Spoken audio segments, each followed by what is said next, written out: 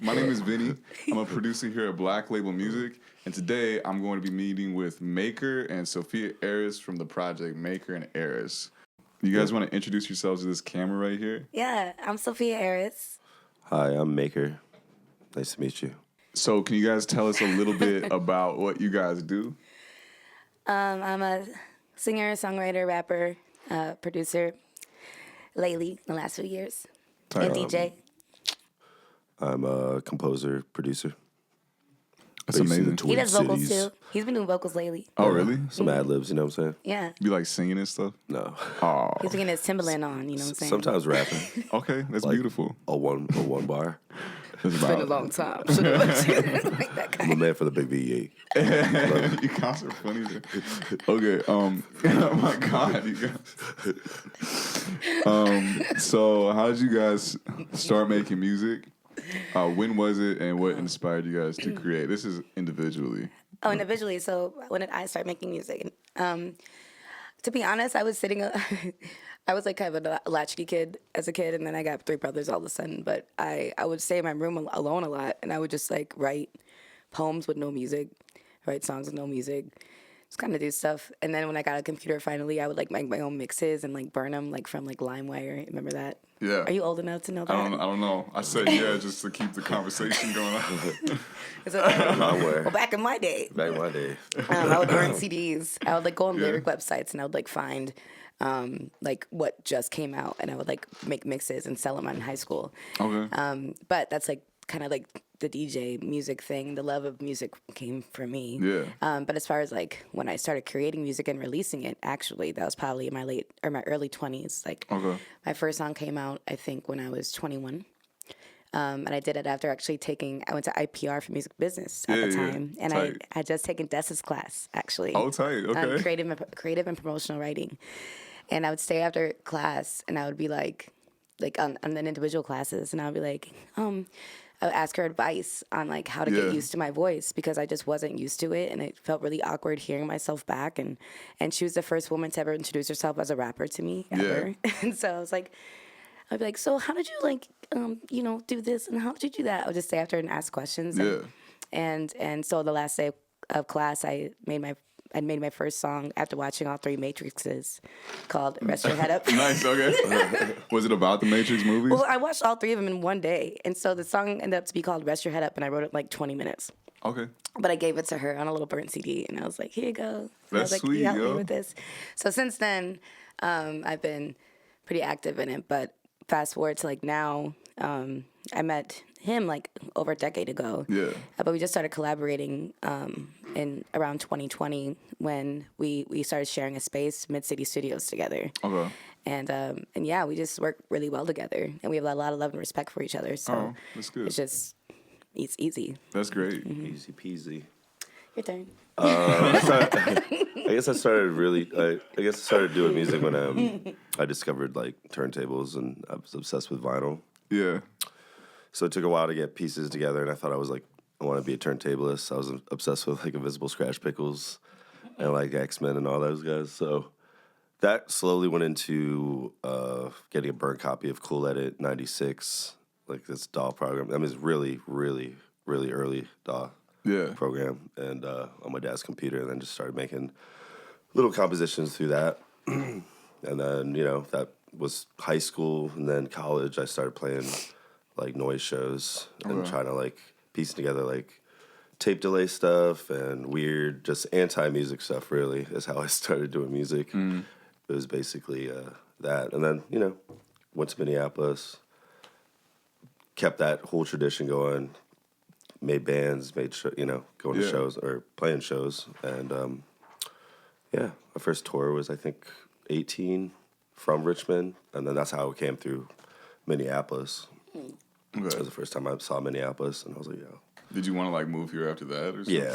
Yeah. What about Minneapolis was just, like? The music scene, really. And it was getting a little hectic in Richmond.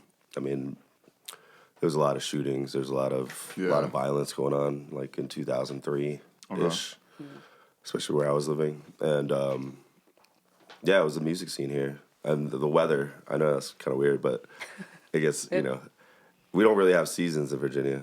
We have like wet, cold winter and then a really hot summer. Okay. So it's cool to see like actual seasons. Yeah. I mean, So yeah. man, And then, like then the 2 weeks bands of at that spring. time were crazy. I mean, the music scene in 2003, 2004 here were just insane. Totally. With like, you know, the noise movement here, the punk movement, and a lot of the underground hip hop stuff that was going on here. Yeah, totally. In what ways would you guys say that your artistries individually are unique, like from other artists? This is both individual questions still. Oh, okay. I say I'm unique because I feel like I have no training whatsoever. Yeah. I have no musical training. I have no theory, nothing. I just kind of always gone with what's in here. And that's something that and honestly, I feel like pretty limitless because of that. Yeah. I think it just comes from like being confident and just following whatever, and honestly fearless too. And I also feel like I can adapt very quickly. Like I'm a transplant too. I'm not from here either. I moved here in 2008, but like I went to like 13 schools. I was as a military brat. Yeah. Oh, you're a military brat? Yeah. Dude, okay. Yeah, we both are. Yeah. He's Oh, for Navy. real? I'm Air Force. Okay.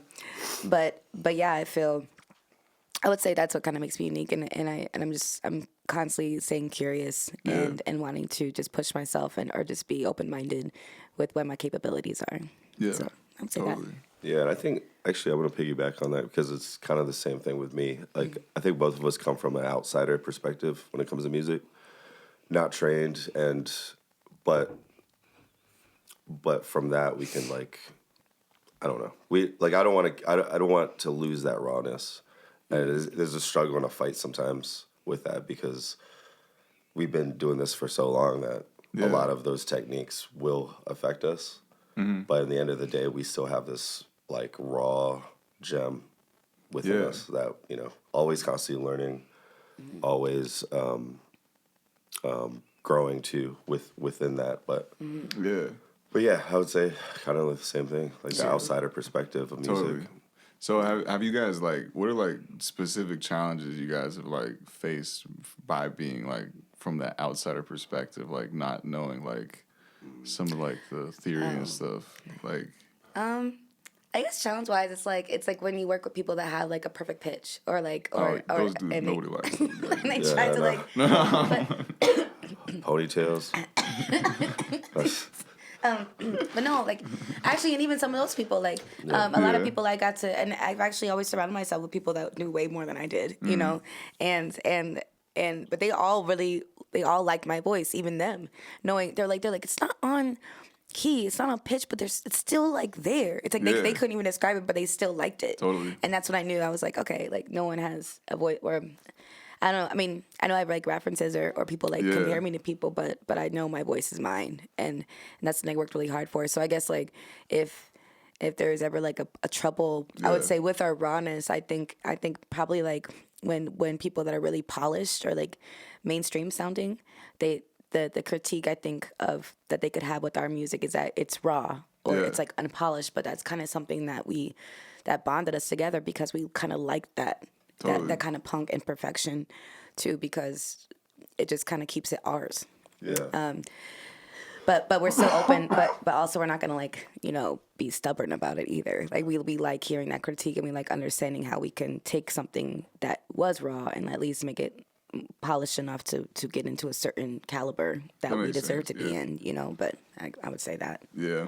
You know, I hear from like I've had other people like do this interview thing, like other like some music students and stuff, and like every single one of them says that before they learned music theory, like their creativity was completely like off the charts, and then they, like every one of them goes through like a phase of like just trying to follow rules, and then it just their brain just doesn't, they can't get into the flow like on the same level. So yeah, I mean there's totally like that's so valid. So okay, so before you guys started MAKR and ERIS, you both had multiple different projects of your own or that you worked on or you started. At least that's what I read on the internet. Yeah. Okay. That's true. I wrote that part in. At least that's what I read on the internet. Because everything's true on the internet. Can you tell us just a little bit about those projects? Yeah. You want to go first on this one? Because I went first last time. Sure. There's a lot. I guess again, when starting doing music, there was a lot of these bands were experimental, somewhat noise. Also, I think pretty much 90% have been like female driven. Yeah. And I don't know how that came about, but that's just most of my projects. To Kill a Petty Bourgeoisie was my first. Then I went into like Father You See Queen, Votel, and then I started doing like remixes with all this other stuff. But this is actually the kind of probably the first hip hop collaboration I've ever done. I've done beats for like some of the Doomtree guys, and some of my solo stuff have been beat driven. But this is like uniquely a hip hop project. Yeah. And it's the first time I started producing like this. Okay, that's cool. I love Tequila Petty Bourgeoisie. Like, I love that name so much. It's so fun to say. Like, Tequila Petty Bourgeoisie. Yeah, and I guess, like, for me, I had a couple groups with Lizzo. And I guess, like, 3, actually. We did Chalice and Girl Party and Absinthe together. And I learned so much from her. She had been dropping because she was 12, and I, like, just started. So it was like a good student, or a good teacher to learn from, I would say. And then I did a project with Prophets, who was my first producer ever. He's from Vermont. We met in school. I give so much credit to him because he was the first person that had the patience to let me like grow into myself. Yeah. Which, trust me, took a lot of patience. Like, do it again. You know how annoying it is to be in the studio with someone that's like, do it again. Yeah. And it's just not being like, that was me growing into myself. So, and then I did a project with like Laserbeak and Bionic. Yeah. Which was really successful in the publishing world, I would say, in the licensing world. Like Who's Got the Boom and like Arrogant. We kind of did like probably like 6 off tracks together. And I think that's all of them. Yeah. I'd be so bad if I forgot one. I don't think I did. I forgot a bunch. Yeah. But I definitely, and I got to collaborate with a lot of artists, but those are like the main projects, I would say. Okay. Yeah. So, how did you guys start MAKR AN ERIS? Like, what made you guys decide that this is something you wanted to go down the path of? Probably that Lauren track, right? Lauren. Oh, yeah. Okay, that's what to say. Yeah. So one time, like when we started sharing like a studio space together, it was like us. It's us and like, 5 other main people that like hold the key there. But one time I like walked in and he was doing this song or creating this beat off of an album that he should actually, it's on Bandcamp right now, but he should put it out. What is it called? Oh, it's called Tilda. And I walked Shout in. Shout out to Swenson. Matilda. I walked in and I heard this beat and it was like Lauren, or at least that's what I heard because my government name is Lauren. Yeah. And I was like, is that my name? What? And I just like freestyled this like verse I had like a long time ago, but I like it was just I knew how to start it at least from this old verse I written that I never put out. But he just let me like go one take over the whole thing and he kept it and that ended up to be on the album Tilda. But I was like, my government name. It was about just learn my name. It was about learning my name and my government name. But it was about I was like, that's my name. What was that? What did it actually say? I think it might have been Lauren. You think it really did say Lauren? I think so, yeah. I think it was like Mina saying something. Lauren. Yeah. But the beat's like Lauren. I was like, what? So yeah, that was the first song we made together, and that was just like really easy, and I really liked how he kind of let me just like go. Yeah. And that kind of was a good just kind of sign that we could work well together. Yeah, and after that, we just started doing like more, and then it got to a point where like I remember texting him, and we had like probably 4 solid tracks, and I was like, you want to just like put these out in a little EP, and a friend of ours helped us create the name MAKR AN ERIS. And I was like, that makes sense. Because Eris actually means, so the name Sophia Eris, Sophia means wisdom in mythology. It's a goddess of wisdom, and Eris is a goddess of strife. And so the fact that we're like hip-hop driven, kind of punk driven, it's like strife, so like MAKR AN ERIS is tight. It made sense. Yeah. But yeah, since then, we put out that first project, and we just kept working together because it just was right. That's amazing. So, okay, cool. Yeah. Cool. So... how would you guys describe your music as MAKR AN ERIS and like sort of your brand or your identity? You guys have already said a little bit about it, but if you could expand on it, that'd be great. No. I mean, I would say, well, it does go through phases. I mean, the raw element's still there. The new phase that we're kind of going into is more of a more aggressive riot girl punk kind of transgression, based on a lot of the climate that's going on right now. But all the other, I mean, it's still hip hop. It's still it's raw, and it's also from.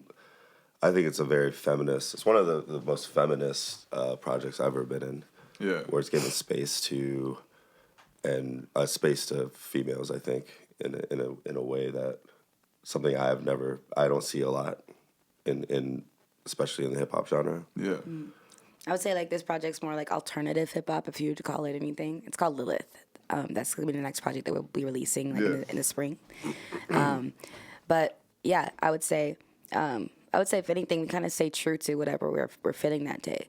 Like when you asked us like what you describe our music as, I would just say true and authentic. When we create, it's always together. Like he's never like making a beat on his own. He's like, listen to this beat. We're both in the room when it's being created. That's tight. And normally we'll just obviously catch up with each other and be like, how was your day? Whoop de whoop. And then normally I'm like, this happened. Or I mean, he does too, but I'm just like, and he'll just feed off of whatever that energy is, and he'll just start making a beat. That's cool. And I'm like, oh, and I'll feel it, and then we literally just kind of stack ideas on top of each other, and then that's how we make music together. And so I would describe it as just being true and authentic. That's great. It's a really natural process. Like again, one of the most natural processes I've been in. So nothing's really forced. Okay, Yeah. So if it's not fun, it's done. That's the rule. Yeah, that's valid. Right, well, I guess we gotta go to the bar then. I guess we're gonna have to get some oysters. Oysters. Was it the $2 oysters at Central? Shout out to Central.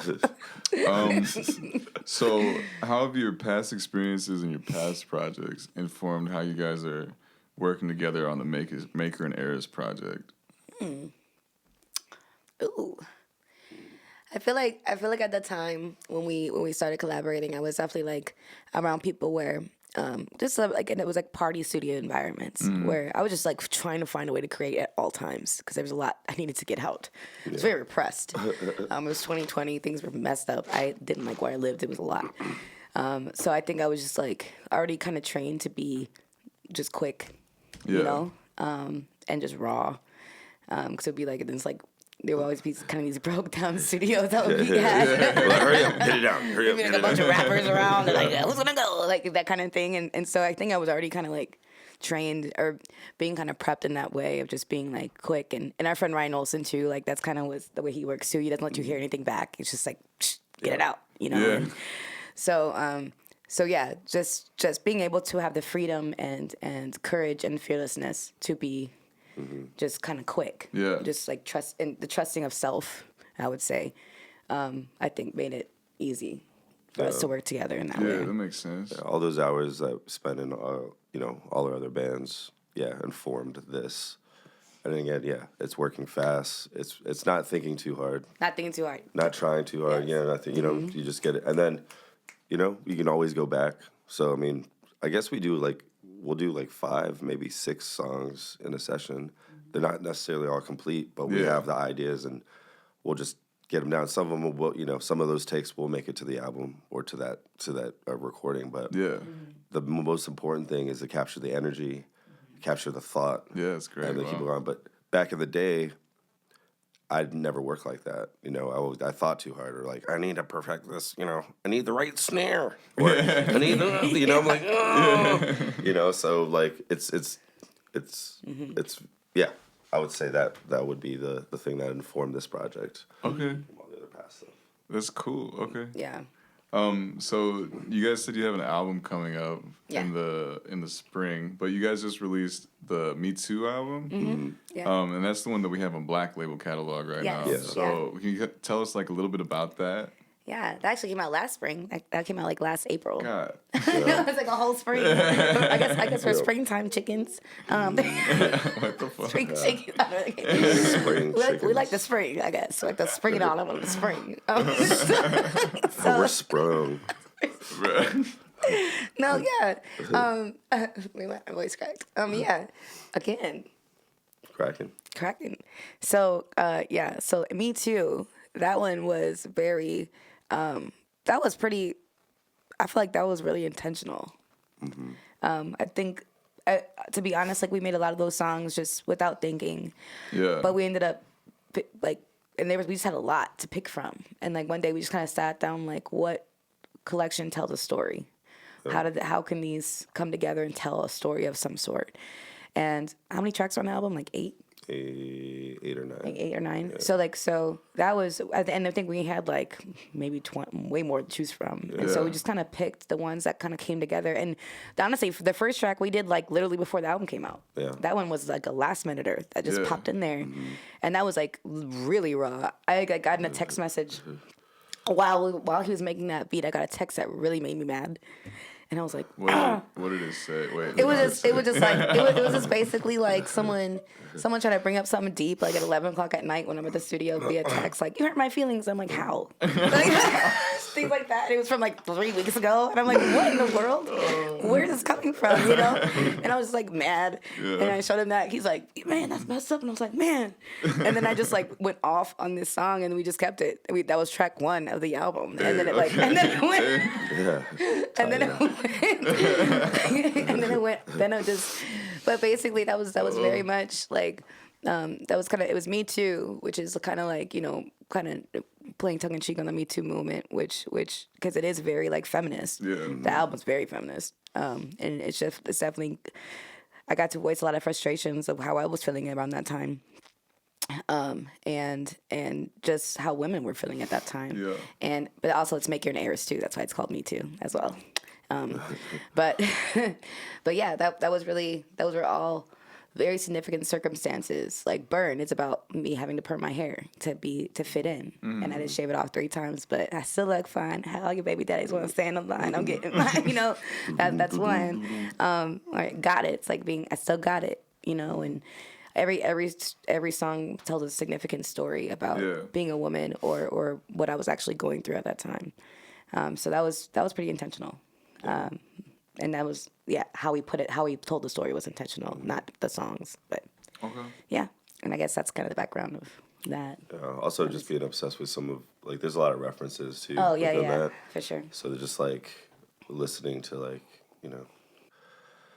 a lot of Baltimore, dance from, circa like 92 or something like that. Yeah. Then going into like a lot of boom bap stuff or just little pieces. If you hear it, you can pick out some of the references of like either dance culture, hip hop culture, some little punk stuff too. But cool. Yeah, I mean it's really good. Like me and Ibe, the other my coworker from Milwaukee, were just talking about it this morning because she's like in the process of getting everything uploaded. And she's like, "Damn, Vinny, this shit is like really fucking good." Like, oh my sweet. God! Yeah. Tell her thank you. I'll tell her. She'll probably see this. She's probably mad that I mentioned her. Hey girl, how you doing? Thank you.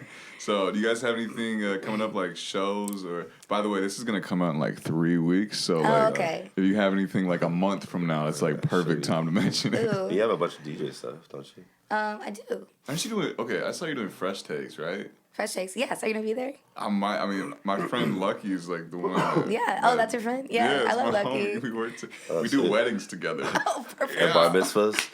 Bro, I wish, dude. No, we were gonna do a bar mitzvah. I had to dip out of it. I apologize, Lucky. I know you have a show tonight. I would totally be there, but I have a show tonight. It sucks. I have a show tonight? Wait, is it the 22nd? 25th. Oh, it's this weekend. Oh, yeah. So we have a show on 25th. That's where are you guys playing? At First Avenue. Oh, we're playing. It's the current birthday party. We'll play with Better Vasquez is drumming for us. So that actually is the evolution of the project. Cool. We're playing a lot of new pieces off the upcoming project Lilith, and we have a drummer now. Yeah. And so I feel like the universe really did that last night. Oh my God. I feel like we're really meant to be with this drummer, and things happened last night at rehearsal that really solidified it. But yeah, it's the first time we had a drummer. I'm super excited, and we'll be debuting a lot of songs on Saturday, which I know it's coming out in 3 weeks, but it already happened, and it was great. Everybody loved amazing. it. It was amazing. Killed it. Cool. But yeah, that's about it. So that's all I got for questions. Okay. So that's awesome. Thank you for doing this, yo. Thank you. Yeah.